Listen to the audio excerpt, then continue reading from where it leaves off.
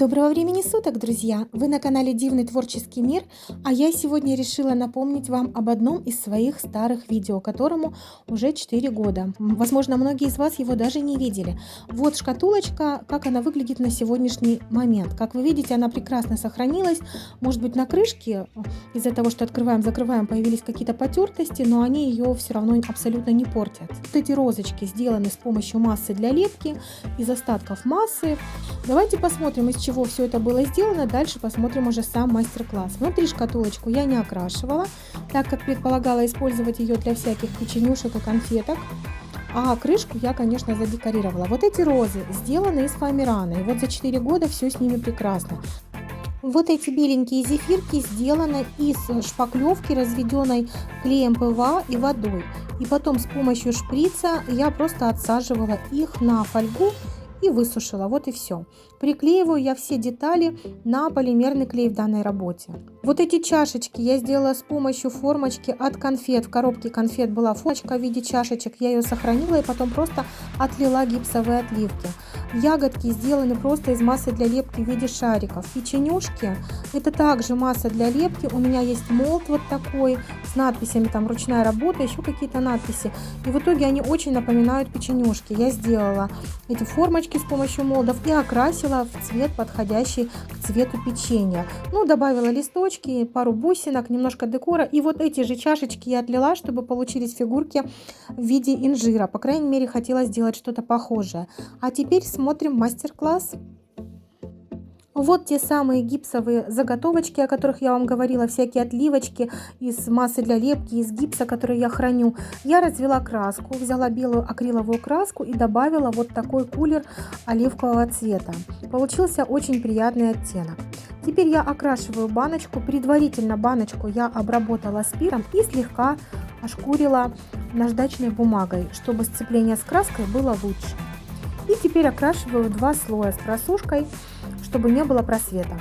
Пока баночка сохнет, продолжаю окрашивать заготовочки для декора. Ягодки, цветочки, листики, все это нужно окрасить. Беру обычные краски акриловые, добавляю нужные оттенки и окрашиваю.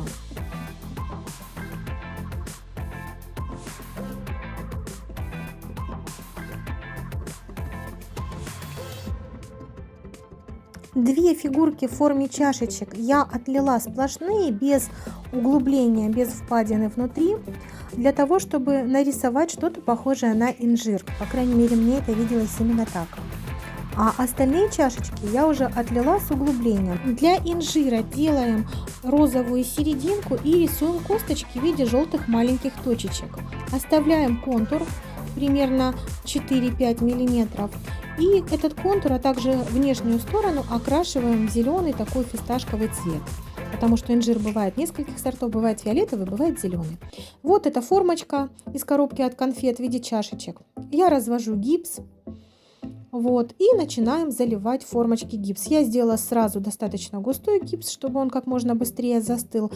Все это разливаю по формочкам, а для того, чтобы у меня получилась действительно чашечка, я потом в эту формочку вставила маленькие колпачки в центр каждой чашечки. И у меня получилась настоящая маленькая кофейная чашечка, которую я потом использую в своей шкатулке. После высыхания внешнюю сторону чашечек окрашиваю в светло-бежевый оттенок, а в середине рисуем налитый кофе. Берем темно-коричневый цвет и окрашиваем серединку чашки. Вот и все. Ну вот, чашки окрашены, печеньки и ягодки тоже. Начинаем собирать шкатулку. Как я уже говорила, все детали я приклеивала на полимерный универсальный клей. А теперь просто начинаем собирать готовую композицию. 3 розы, я приклеила их первыми, листочки к ним сделала из массы для лепки. И затем уже от этой центральной части я пошла двигаться дальше и закрывать крышку. 2 чашечки кофейные я расположила рядом и, конечно же, потом разложила эти декоративные сладости по всей шкатулке.